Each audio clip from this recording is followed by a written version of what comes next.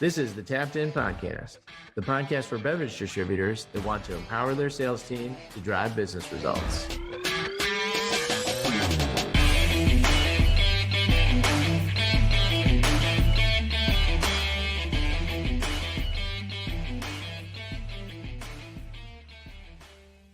Listen up and welcome back to another episode of the Tapped In Sales, your podcast for beer distributors by beer distributors. I am your host, Bud, here with Magic Mike. On Friday, looking for some fun into the weekend. Mikey, we were on Onsite all week. You got to bolt early. I stayed a little bit longer. We had a good time. We had lots of stuff we did too, didn't we, Mike? Oh, man. Yeah, it was a lot of fun. Anytime we're on site for St. Patrick's Day, it turns out to be a lot of fun. Yes, we were in the city. I got to drive across the George Washington Bridge from Manhattan a couple of times. We had a little St. Patrick's Day. You got stuck in the glass box of emotion trying to get me in the office. Stuck. Yep. And then I just walked around the back of the warehouse. Like, I know how to get in these places. I should have just said, I'm just going to get into them. But you got stuck. I had to walk back in and let you in. Did a little training with the Onsite. Had some fun time in the market. I got to see this thing. So this is a robot. So I'm in a store with our client, and we're looking at we're learning, we're doing some VXP training, and they're like, oh, well, we got this robot that comes by and it scans the inventory, and it scans it in the morning and again at 2:00, and any openings or stuff that is still open then sends an email. And I'm like, whoa, wow. What a giant pain in the ass to have that happen. So I was like, does it actually get treated okay? Because in America, we don't like robots. Like, we are not kind to robots. No.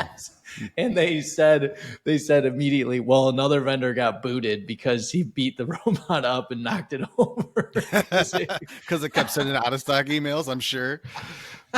Oh my God. This robot's name is, hi, I'm Tally. I'm here checking inventory. So is this an account that they don't fill their shelves, I would imagine, right? It's up to the distributor to fill the shelves. So this sends an email to the distributors and probably a supplier, I would imagine too. Oh yeah. Wow.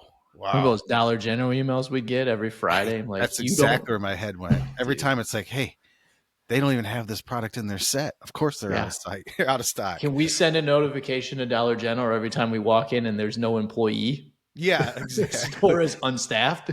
Or the entire store is nothing but U-bolts full of product that needs to get put on the shelf. Oh, so I got to see that. We got to see some high GP items.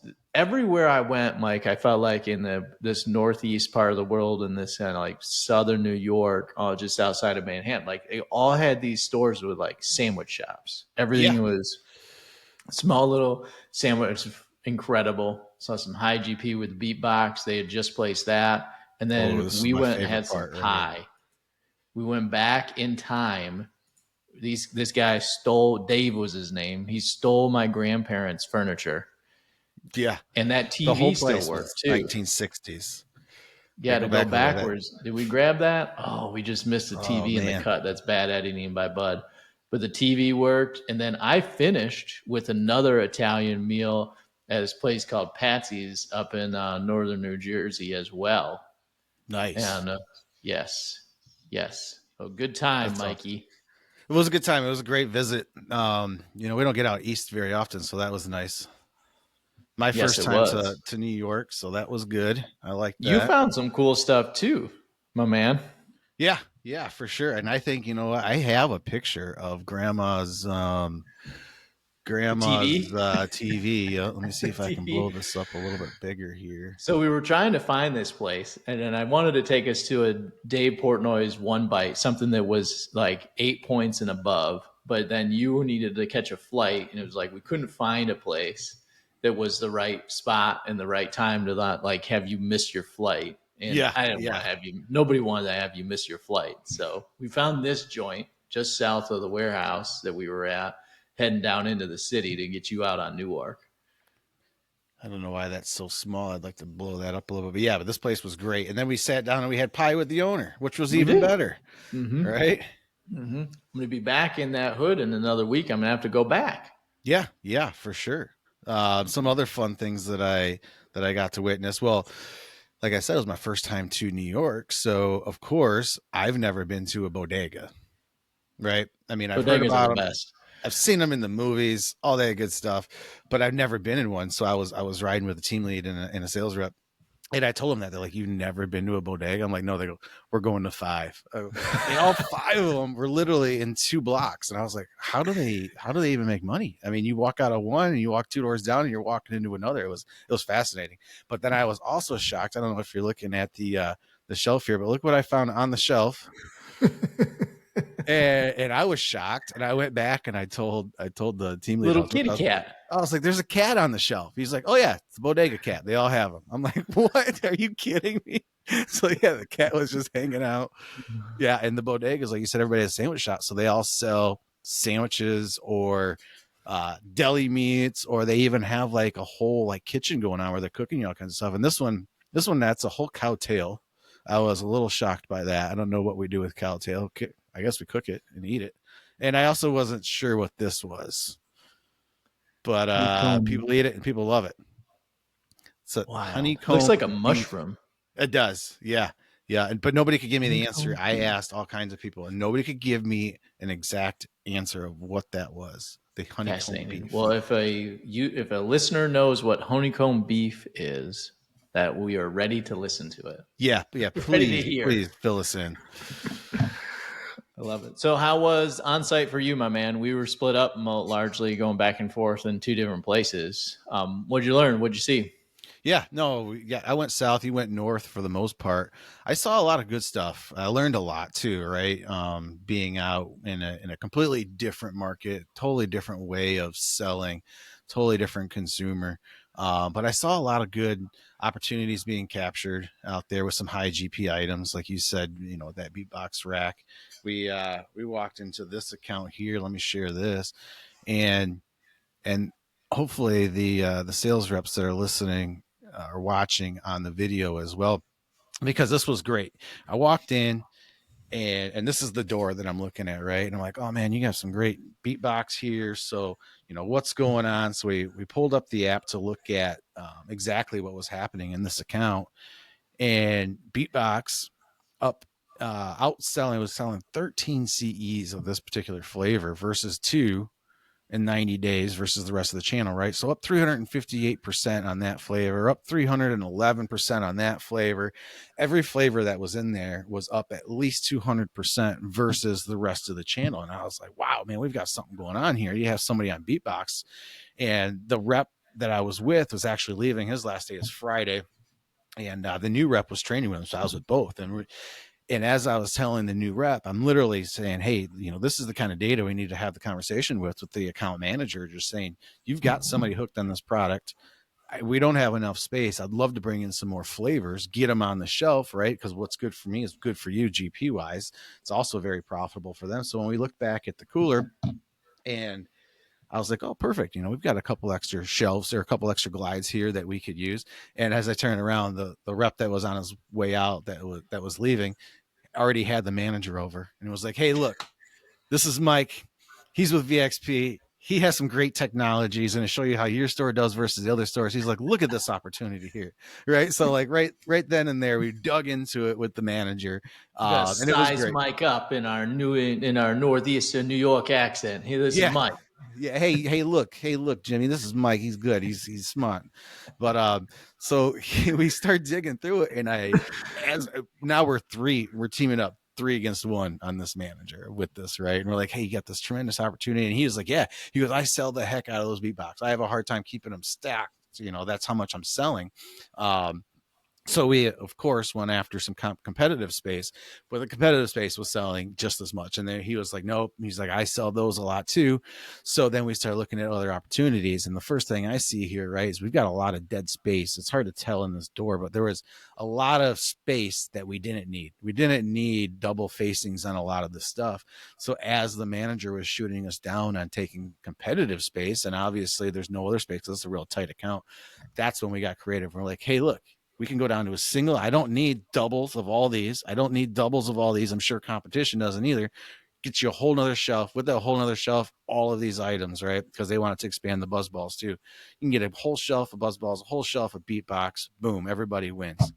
So it was great. It was a great opportunity to see that come to life, real life, you know, like, because usually you're like, yeah, I could do that. I can do that. And the guy that I was with was like, no, we are going to do that. Let's do it right now. And I loved it. It was great. It's like real time. And these are the examples that we talk about, like some real world examples of what we're doing, where you're not just throwing another item in, it's how do you optimize. And I rarely use the term velocity. I like using the term volume because it's something that people are more connected with as wholesalers. But I started using that term with the team here, and it was, oh, I really like that. I like velocity better because it is about turning product out and getting that out into the trade and pushing it out into the consumers' mouths and into the tum tums, into their bellies. Yeah, for sure. And you know, a great takeaway from that was don't wait. If you see an opportunity, don't wait and go, well, next time, or hey, if I see so and so, like, boom, right now, let's do this. And then, you know, there was three of us, so we had a competitive advantage but I also, in our heads, all three of us were thinking, if he says no to this, I've got a backup plan, right? Yeah. Because the first one, when he said, I need that space too, boom, the rep was like, all right, cool. Well, we've got these stackers. You know, I can bring in the stacker. We could put it right up by the counter so people don't steal it. And you have some extra space for it and grab it. And he didn't like that because it wasn't cold and they weren't big enough to have a beer cave. So then the next one was putting some up by the counter where they had some other things, you know, racked. And then mine was, boom, look at all the space here. Well, let's capitalize on this. And we were great at stealing shelves. Always stole shelves from the NA. Why does that bottom shelf of the cooler need a shelf to put all those like gallon jugs of water? Right? That shit can go right on the floor. You need a shelf? Boom, we're stealing. That was the first one we always went after. Slide it right into the beer door. For sure. I love it. What else did you see? You saw them, we were their client, Dana Distributing. You saw them putting some signage up and something new. You know, we did a little bit of this at Atlas. It's not something that everybody does, but actually branding you as a wholesaler too from time to time. I like it. It's best practice, something to share, get your name out into the community. I mean, these are all communities that we serve as a wholesaler and as a distributor. It makes sense to me. Yeah, we started it too later in the game, you know, back at Atlas too, but started to brand our company, right? Brand our company as a business that supports the community, trying to get that out there. Everything that we would do as far as sponsorships, but also including it on our signage too, so people identified our brands with us because for most part they knew us, not just, you know, the managers and decision makers, but also customers coming in, like they knew us, but were they familiar with all of our brands, so that when we were promoting a brand and putting it on the signage, putting our Atlas logo on there too went a long way, because not only was it branding us, but it was also connecting our consumers with the brands that we were offering. And I love this. Every sign that I did see in the market had their company logo on it, and I loved it. I thought it was so cool. And then this one in particular was great because this is a, you know, St. Patrick's Day, promoting you know, the beer special that was there for St. Patrick's Day, but also saying, hey, we're helping you get home tonight with Uber. We've already set this up in the background. If you scan this QR code because you can't drive home, take an Uber home, the bill is on us. And I thought that was so great because not only are they branding the distributor, but they're also saying, hey, we're here to help support the community, right? And this is us. And that's great. And especially when you're attaching that to brands, because you're also branding the distributor, which is just amazing. Yeah, I love it. Good stuff. The getting out in St. Patrick's Day, a little stout too, a little Bangers and Mash. I couldn't decide, so I should have taken a picture of this. I got a I Reuben loved it. and Bangers and Mash, like 2 for 1. And then I was like, "You can help me with this." And then you never took a bite of it, so I just housed Yeah, both because of them. I ate before you got there, and I said, "Well, I'll hang around and I'll wait for you." And the bartender, because you ordered bangers and mash and the Reuben sandwich, and she looked at me. She said, "Are you eating again?" I go, "No." Or she said, "Are you guys gonna split this?" And Bud was like, "Yeah, sure." You ate it all. Well, you didn't eat it all, but you ate both plates. I mean, are you surprised? No, and Man, it not one looked bit. damn good. My Reuben That's was great. right. It was good. It was good.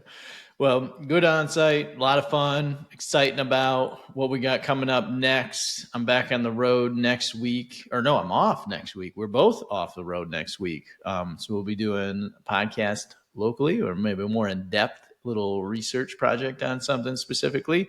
But let's bounce into other couple topics we had. Is like, we got to roll the clip again, Mikey. We'll roll the clip again. Let's do it.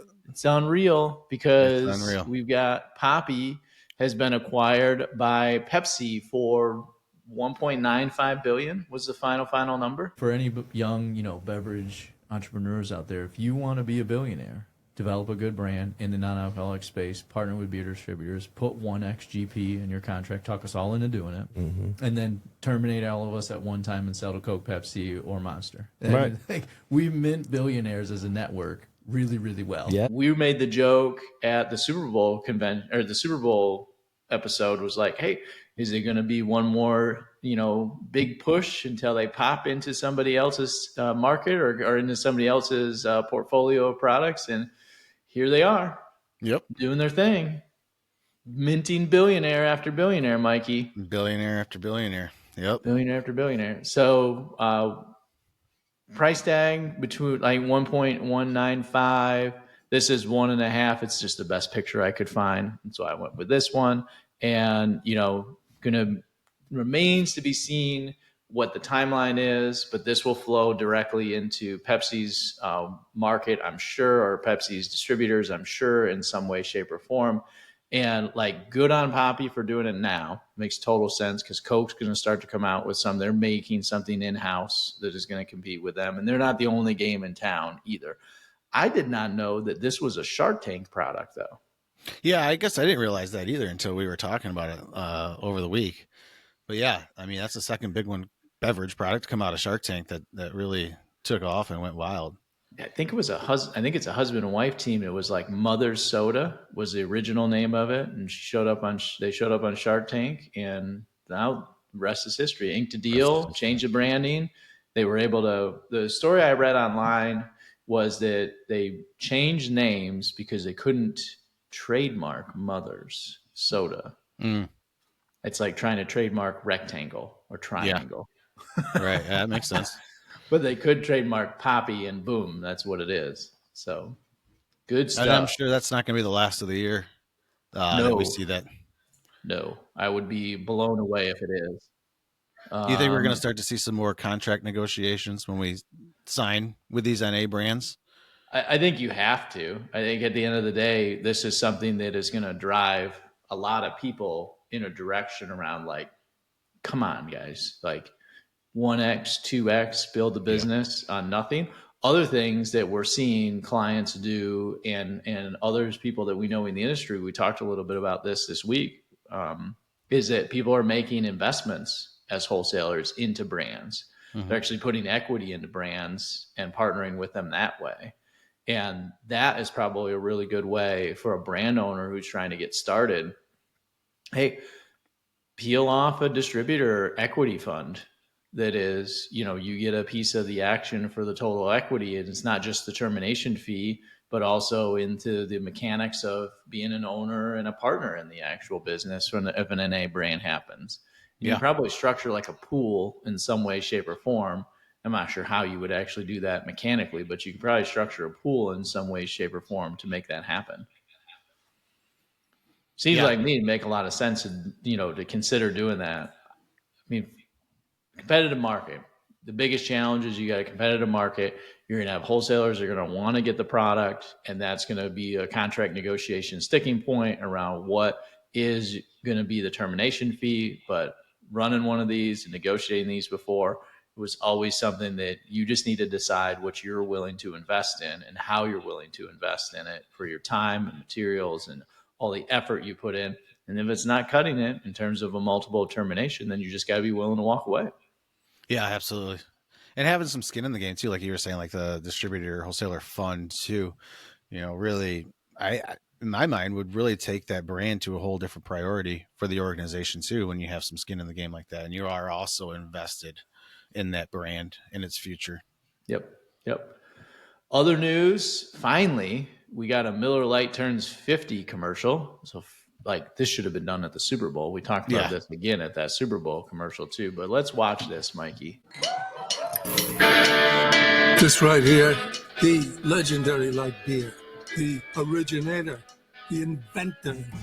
If this can could talk, it would tell stories about that one time, that night, that one guy, that one gal, writing a story 50 years long, and 50 million friends ride. Legendary stories start with a light. Here's the 50 years of Miller time. And that's a good commercial. It's fun. It's light. It's quick. It's 30 seconds. They're going to have to do a bunch of secondary packaging around this too, right? Like they have to do some. So yeah, for sure. You'd hope so. So it's fun. And that's Christopher Walken's doing the narration. And I think that's a great pick. I love Christopher Walken. That's just a great pick. Yeah. Yep. It's a good pick. Makes a ton of sense. They are the original. They came out in the mid 70s. I think Bud Light came out Bud Light came out in like 82, 83, somewhere in there. Or was it 82. 82. Yeah. Yep. But yeah, great pull for sure. And then final, I wanted to touch on this because, we don't do a lot of talking on the tea game because I like to make fun of the tea game where everybody wants to get into the tea game and focus on twisted tea, and it's the 800-pound gorilla that nobody knows how to stop. But Arizona Hard is making headway in a lot of different ways, and they've got a new in that tea category, and they're going to get into the vodka world as well. And clients that are selling this is working. Yeah. The vodka tea game right now, as we all know, is pretty strong. So getting into that, and that's a big name. Arizona is a big name. And from what we've seen across from other clients, the launch and the sales are still remaining pretty strong. So I think this is a good move on their part to get into the vodka category, which is still obviously growing, not only just with tea, but just vodka sodas too. So 4.5%, 100 calories. The only thing it's missing is that 99-cent sticker have on all that tea category stuff. Yeah. If this was 99 cents, it'd be over night for everybody. Gosh. Yeah, absolutely. But then I would expect this to do well, and I would expect that just in general for Arizona Hard and all their products to continue to do well. We're seeing it expand. We're seeing its velocity pick up, which obviously it's profitability for wholesalers, making a lot of sense. So it's something that they're winning on that side. And it's in the right packages, right? Like it's in 24-ounce cans. They're used to doing single serve. They have that focus around that market and how much there's a ton of twisted tea that is sold in that package size. And if you're trying to do a 12-pack or a 6-pack or something else in the tea game, you're just out of the mix in that. Yeah, unless your brand has already hit that threshold. But it's not new news to know that nobody's going to grab a 12-pack to try a brand for the first time, right? They're going to go for that single for sure to try it, no matter what it is, just to sample it. 6-pack maybe, but yeah, that single serve. That way, if it sucks, you can just pour one can down the drain. You're not sitting on a whole 12-pack trying to get rid of and give to your neighbor. Yep. Or if you're checking out, and somebody's giving you a little bit of lip at a C-store in the checkout lane, you just whap them up over the head, and you become internet famous overnight. Yeah. And if you really want to make your brand successful, you need to make that happen. Make that happen. Don't join any conspiracy theories, Mike. The next thing you know, that'll be stuff where we're like, hey, this is what we do. Like, this is how we hire these people to do this now. Yeah. Oh, I love it. Well, that's what I had planned today, Mikey. Anything else you want to touch on, my man? A little short episode. Yeah, short episode. We'll get back into the full swing of things next week with a little bit more structure, but it's always nice to just recap an on-site too and share a little bit what we learned. We do have quite a few reps that listen, so if they can grab, a couple bits and here and there from us, it's always good. 100%. It's nice to have a couple of beers with you this week. Hang Yeah, you out. will. We don't get Yeah. to do that all the time, so that was fun to do as well. Absolutely. Well, if you like what we're doing, please listen. Continue to listen, like, subscribe anywhere you're listening to podcasts on YouTube, Spotify, Apple, and everywhere else. And we'll be back again next week for more fun with Tapped In Sales. Cheers, everyone. Cheers.